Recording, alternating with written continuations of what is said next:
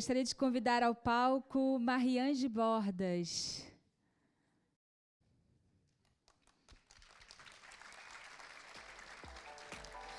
Mariange é artista, autora e mediadora cultural que trabalha internacionalmente na criação de projetos de arte, literatura e mídia, enfatizando o cruzamento de linguagens e poéticas para construir processos e obras colaborativas, afirmativas e críticas.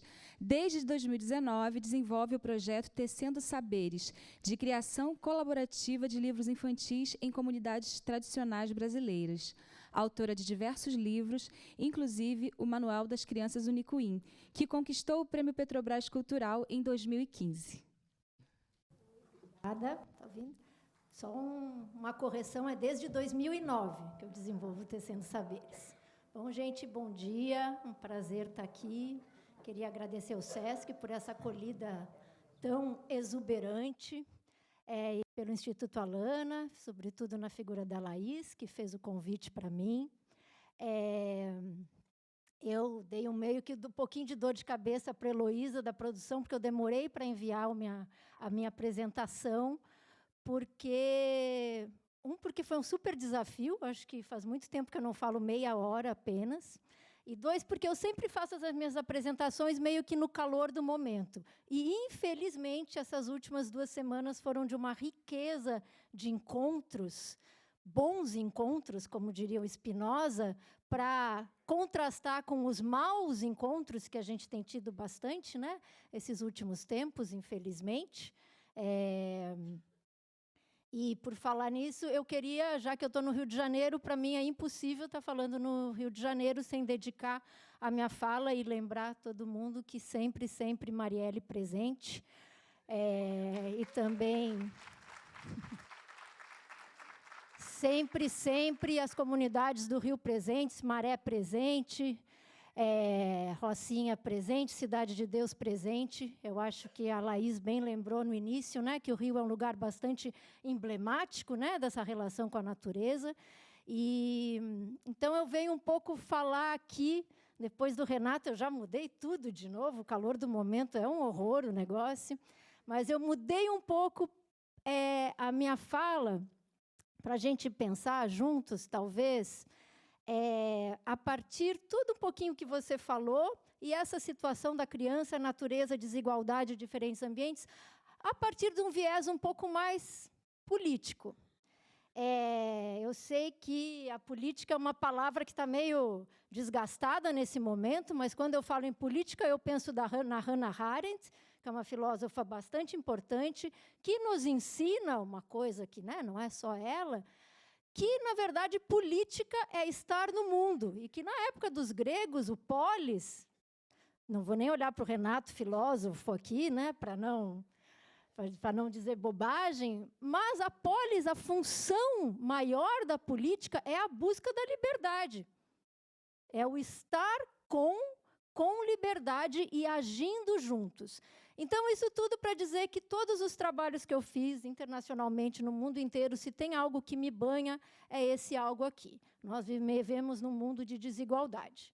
E esse mundo de desigualdade, nos últimos 40, 50 anos, ele tem se acirrado, não por uma questão de que, o desenvolvimento foi criando isso. Não, porque nós vivemos num mundo onde uma política econômica, um sistema pós-capitalista foi implementado, que é o sistema neoliberal, que foi implementado com uma visão muito clara, né? Que é uma visão que vai contra o Ubuntu e vai contra tudo que o Renato nos falou, que vai contra sobre a infância como esse estado, que é esse estado de estar junto, que é esse estado de encantamento, que é esse estado de conexão com a natureza, que é esse estado do não individualismo, que é o estado do coletivo, que a gente vê muito claramente hoje em dia, né? Eu acho que por que a gente está numa briga tão clara?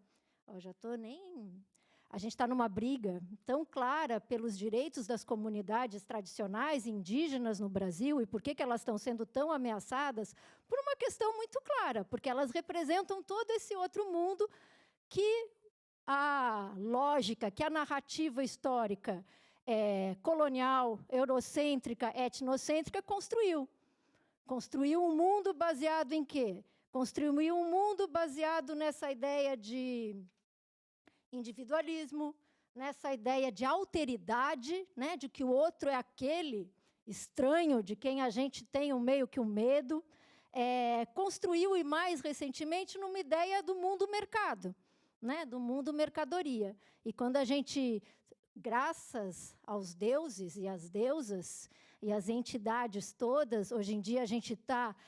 o mundo, a gente no mundo ocidental, urbano, está finalmente se dando conta de tudo que a gente tem que aprender com as culturas indígenas. Eu acho super engraçado isso, porque, no fim, o que a gente está buscando agora, essa conexão com a natureza, né, a cosmologia, é nosso, né, é ancestral, ela está no mundo, não é uma novidade do momento, né? Os povos com quem a gente trabalha, os grupos com quem a gente trabalha, que o Roquinho trabalha, da onde veio toda a cultura griot, do Renato, já tem isso formulado há muito tempo, né? Eu me empolguei aqui. Só para dizer que o relógio, o cronômetro está errado aqui, viu, gente? Eu tenho 1 minuto e 16 aqui. Agora eu vou me perder. Eu pensei muito no estado da infância, que o estado da infância ele é o axioma dessas vidas, né? Dessas sociabilidades não ocidentais.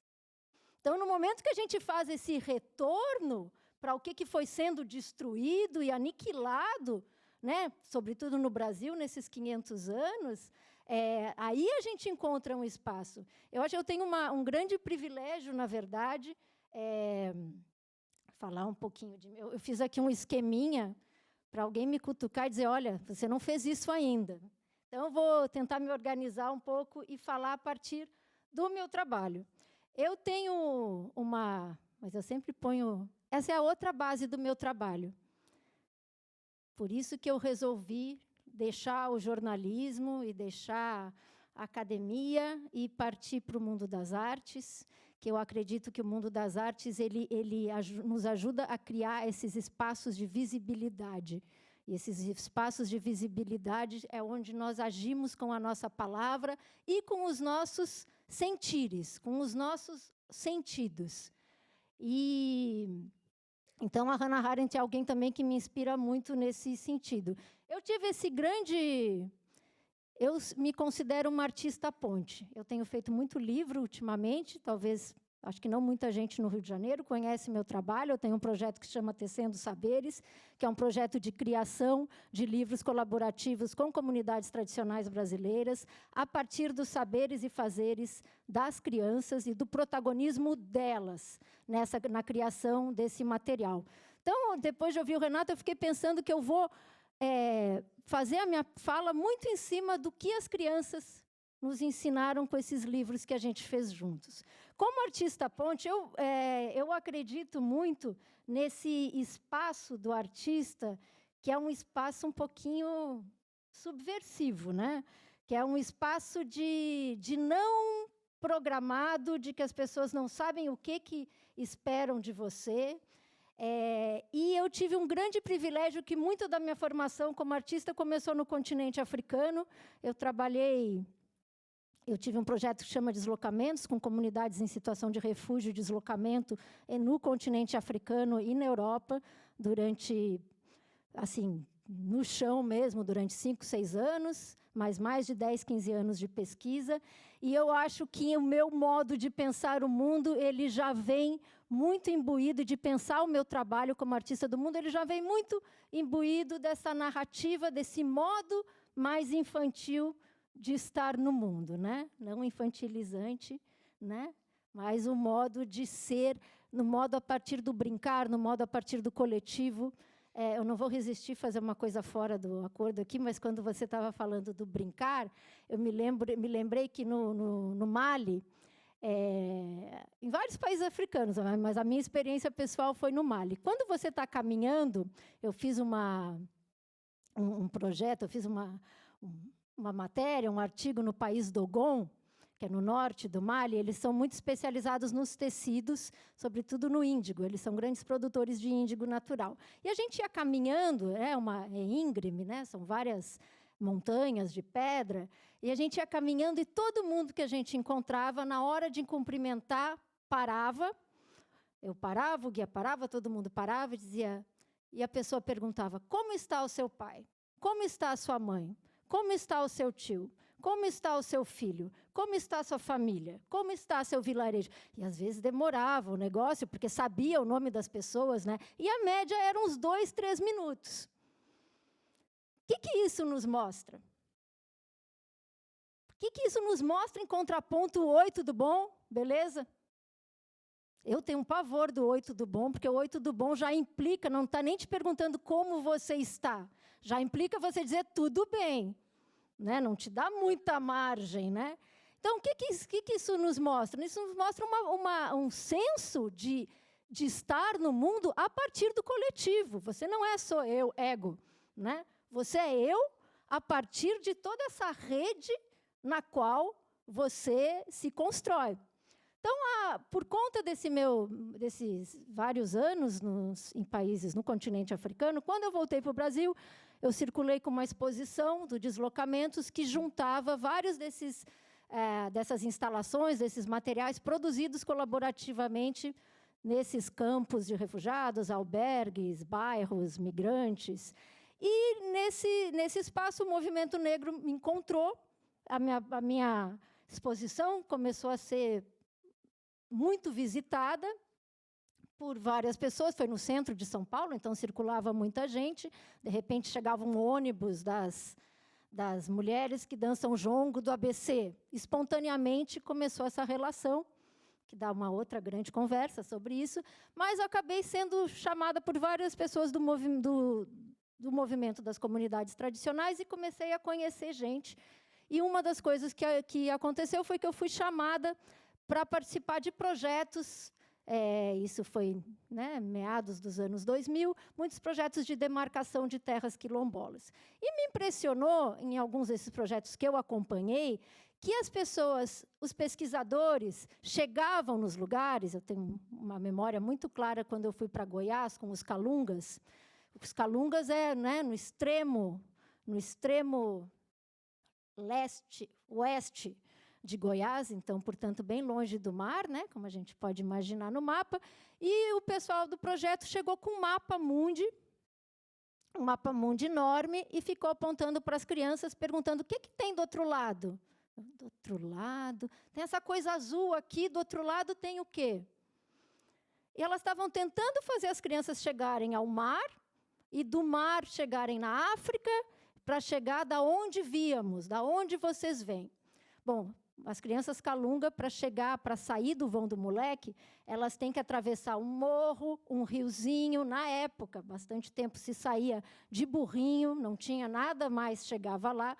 E os pesquisadores chegam, um com essa ideia do mapa com o mar no meio, e a outra com essa ideia de que vocês vieram da África, mas, nesse sentido, vocês vieram não como pessoas, né, a partir de pessoas escravizadas, mas era uma ligação muito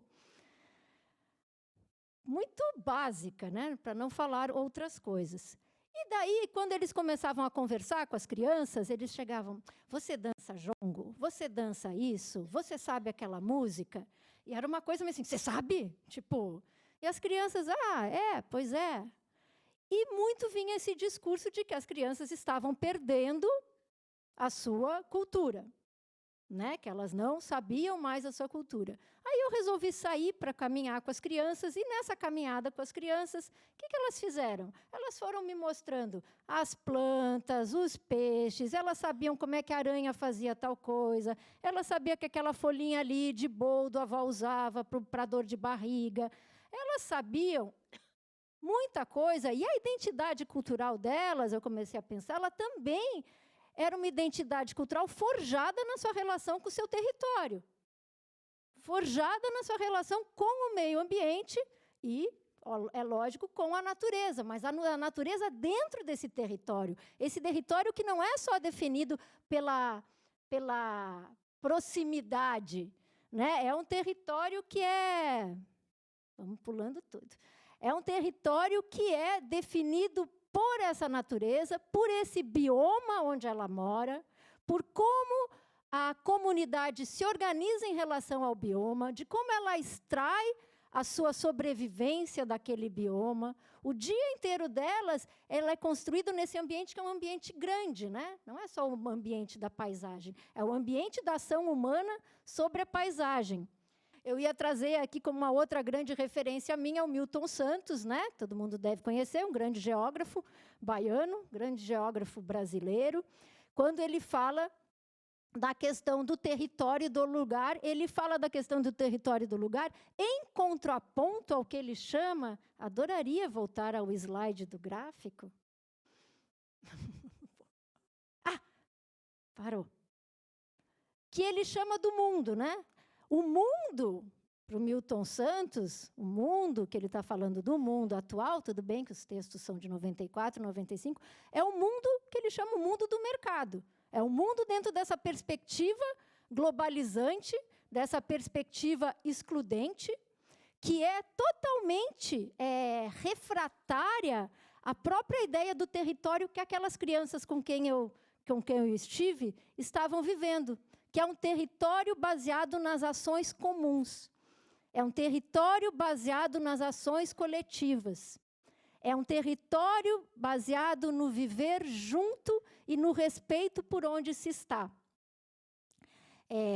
Eu inventei ontem de noite, viu? Não vou nem falar, eu inventei isso aqui ontem de noite, quando eu descobri esse gráfico que dava para fazer assim, que é o quanto a vida dessas crianças ela é definida por eu diria assim, um crescendo de relação com esse território de fora, né? Então você tem esse mundo, né? Que diria o Milton Santos, esse mundo de mercado, esse mundo do governo mundial, que é o mundo das transnacionais, é o mundo do FMI, é o mundo do Banco Internacional, do Banco Central, é o mundo que dita ordens e organiza o dia a dia. Quanto mais afastado você está dessa influência desse mundo, mais próximo você pode estar desse mundo da natureza. Então, a criança ela tem essa relação com a natureza, com a floresta, com o cerrado, com a caatinga, com o seu bioma, com a paisagem. Dentro disso, entra a comunidade, como a comunidade se move dentro dela e o modo de vida dessa comunidade. E dentre, né, falando das comunidades tradicionais, que é onde eu trabalhei, eu acho que uma coisa que conta muito é que são modos de vida muito baseados no tempo natural, né? Não no tempo do relógio, né? São modos de vida baseados no dia e na noite, na manhã e na tarde, na maré, na cheia, na vazante, na chuva, na seca. Então, o controle que você tem sobre o mundo que te cerca, sobre esse mundo natureza, ele é muito menor, porque a natureza está definindo os teus ciclos, né? Na Amazônia é isso, você não decide, vou levar 2 horas. Não. Você acha que vai levar 2 horas, mas vai que a maré está contra, você vai levar 4. Né? Ou em Belém é ótimo, né? O pessoal marca reunião, olha, hoje depois da chuva. A galera sabe que vai chover todo dia, entre as 2 e as 4 vai ter chuva. Então, é uma outra relação, né, com o ambiente. Vai, colabora. Esses são os 4 livros já que estão tecendo saberes. O Histórias da Cazumbinha foi o primeiro, feito no Rio das Rãs, com a Meire Cazumbá, que é uma advogada trabalhista que nasceu no quilombo do Rio das Rãs, no São Francisco, na Bahia, e foi a primeira pessoa da sua comunidade a aprender a ler. O outro é o Manual das Crianças Caiçara, que a Laís queria muito que eu falasse das crianças Caiçara, e eu meio que subverti a ordem aqui. Porque eu acho que eu não sou especialista em crianças caiçara, mas o que eu tenho, que eu vou mostrar para vocês, é o que os especialistas estão falando. E os especialistas aqui são as crianças caiçaras. Depois eu fui para o norte, eu ganhei um prêmio do Petrobras Cultural, grande incentivadora da cultura brasileira até 2014, fundamental.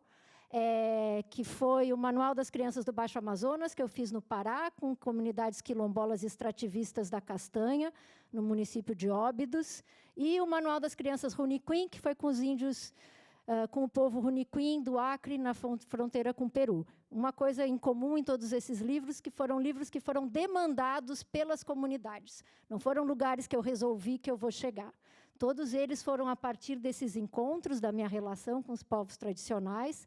Né? O Manual da Criança Caiçara foi um professor de filosofia da rede estadual, né, que me conhecia da comissão, e ele disse, poxa, eu queria criar uma apostila para os meus alunos. E eu disse, pô, vamos criar uma, porque não estão falando, a gente mora aqui numa situação que essa coisa da gente está todo mundo morando em cidade, tem vários níveis de cidade, né? Zona urbana é uma gama muito ampla.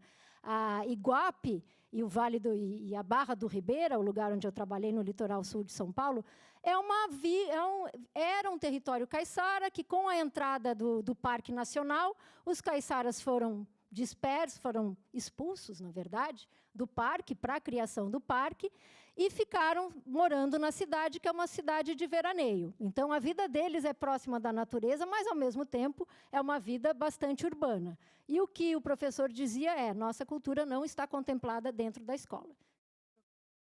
Obrigada. Então, nós fizemos um livro no lugar de uma apostila.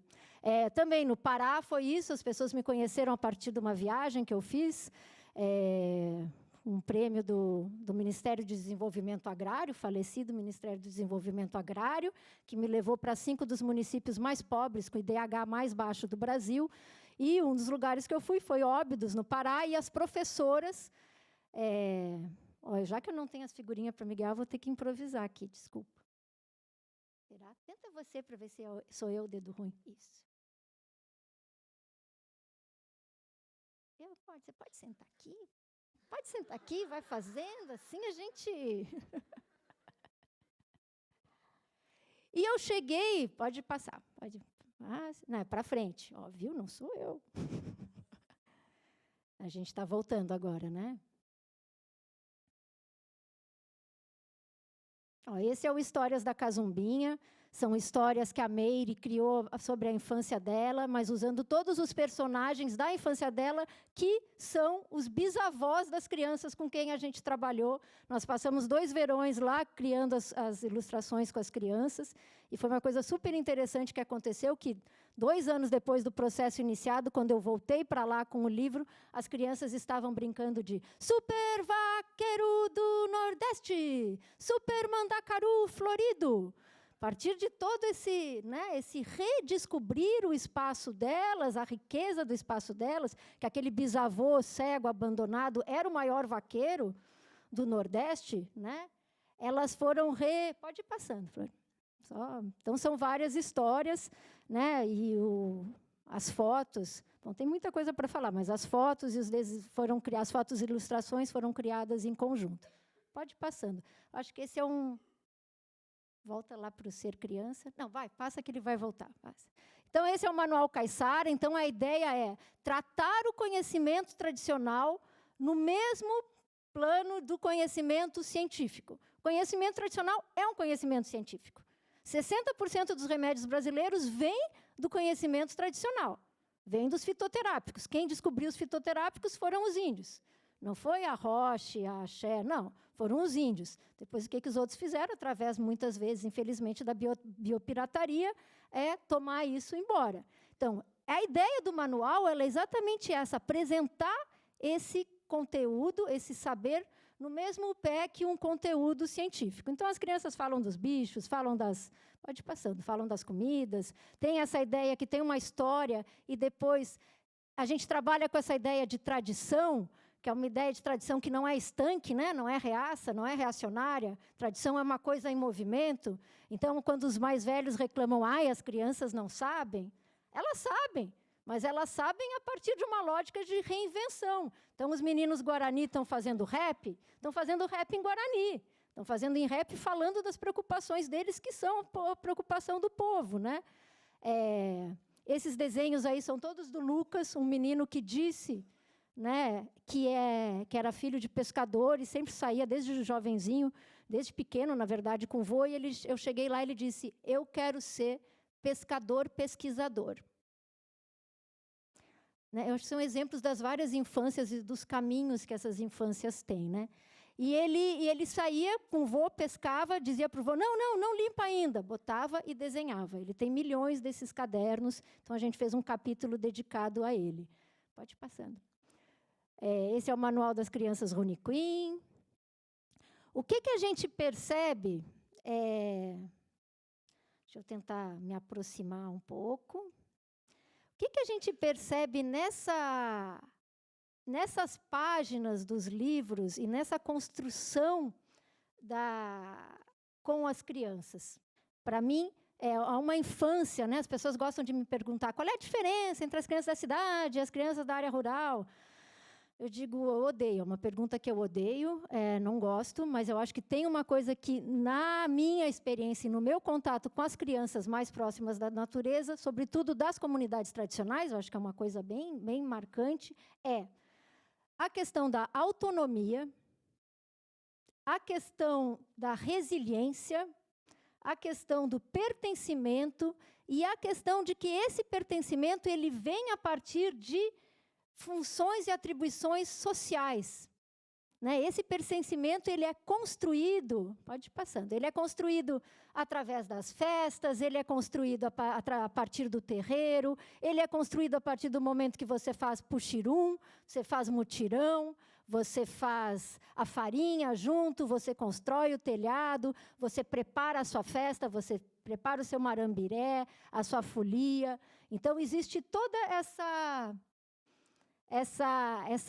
conjunção. Então, essas crianças, o fato delas estar próximas da natureza, coloca elas... Eu gosto muito, o Ricardo Gelman falou uma coisa outro dia que eu sempre uso muito, que a resiliência ela é a capacidade de lidar com a vida criativamente. Então, uma criança que nasce num espaço com muito mais liberdade e tendo que se virar, no sentido, inclusive, dessa relação com a natureza, né? Aprender qual é o bicho que pica, que não pica, ela está mais pronta para resistir ao mundo e se formar, inclusive, cognitivamente. Então, isso é uma coisa que fica muito... Pode ir passando. Se alguém quiser, depois no café eu mostro os livros. Né?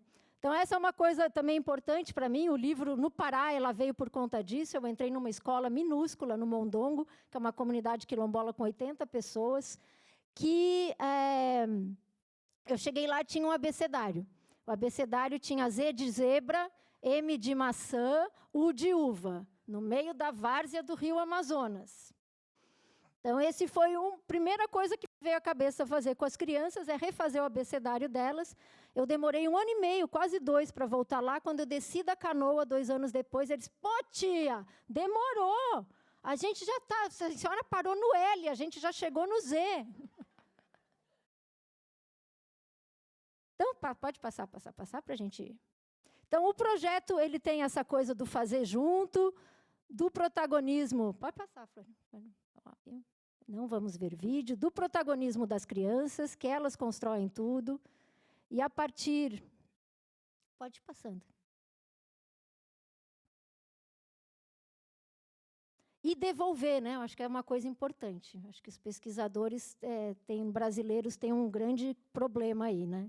Essa história que você vai, eu passo 1 ano trabalhando com as pessoas e eu volto.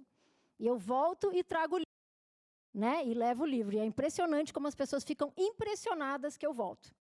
Mas o livro, ele acontece isso. Faz, volta, lança, faz formação com os professores. Não é uma formação de como usar meu livro. É uma formação de como o material de sala de aula pode ser criado aqui, a partir do que vocês sabem.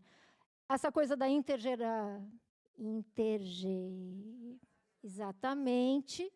E o terceiro ponto do projeto é trazer, eu acho que daí, infelizmente, né, me atrasei, é trazer esse material para dialogar com as crianças da cidade. Então, o Tecendo Saberes tem exposição, tem contação de história, tem cineminha, tem tour gastronômico, tem várias coisas para dialogar. O que eu percebo nesse diálogo, eu acho que talvez aí eu possa trazer alguma contribuição para a gente aqui, é que, quando eu chego nesses lugares, né, nas bibliotecas, nas escolas de São Paulo, né, que é a cidade onde eu mais tive experiência com isso, quando você apresenta o projeto, a primeira ideia das crianças, e tanto faz que seja na ZL, na ZN, na Zona Norte, na Zona Sul, na Zona Oeste de São Paulo, em bairro mais ou menos privilegiado, as crianças, quando vêm, elas dizem, essas crianças, coitadas delas, né, são pobres. O que você está vendo na capa do livro? A floresta. Disse, mas não tem mais nada. Tem bicho, tem árvore. Mas tem uma criança na capa do livro sobre a Amazônia, que era uma grande demanda das crianças da Amazônia. A gente quer falar, a gente quer mostrar que aqui tem árvore, tem bicho, tem rio, mas tem gente. A gente mora aqui, né? E depois de ver os vídeos e conversar e ver a contação de histórias, os alunos paulistas saíam dizendo, gente, esse pessoal é super esperto, as pessoas sabem criar brinquedo, eu não sei fazer nada, sabe fazer arco e flecha, e já saem ali com uma outra percepção do mundo, destas pessoas, mas também uma outra percepção da própria ideia da infância, como uma infância potência, como uma infância que faz, como uma infância independente e autônoma, cheia de conhecimento e de sabedoria. Né? E eu acho que o mais importante é isso, né? É que o que a gente pode fazer com tudo, porque tinha muita coisa para falar sobre comunidade tradicional, mas que todo mundo já falou, o filme já falou, né? O trailer do filme já falou da importância da natureza, eu acho que nós todos sabemos disso já, né? Eu acho que é importante é como isso se insere numa coisa política, que a gente não pode deixar de falar, que é uma questão de uma opressão, né, de uma imposição de um mundo que é o mundo que está nos matando. A gente não vai resolver a questão do meio ambiente só reciclando canudinho. A gente vai resolver a questão do meio ambiente respeitando a demarcação de terras indígenas, que é onde está o meio ambiente mais preservado do Brasil, são nas terras indígenas, nas terras quilombolas. A gente vai resolver a questão do meio ambiente quando forçar as empresas a pararem de criar plástico. Né? A gente está ensinando as crianças a reciclar, o que é maravilhoso, mas a gente também tem que tentar entender que faz parte de um global e que talvez essas crianças que sabem construir os seus brinquedos em bambu, em pedra, em cortiça, em qualquer coisa, elas sejam, né, um exemplo disso. Então, essas são as várias imagens da autonomia, do fazer. Então, eu vou fechar o fim com uma frase, porque eu sempre, as pessoas dizem que eu sou muito negativa, que elas saem muito desanimadas depois de me ouvir. E hoje em dia eu tenho apelado para Arundhati Roy, que é uma grande escritora indiana, que fala do amor e o afeto como espaço de resistência. E que a gente pode amar e resistir, e o Ubuntu a gente pode brigar e desentender, mas no amor. Essa é a propaganda do livro novo, mas... Obrigada, gente.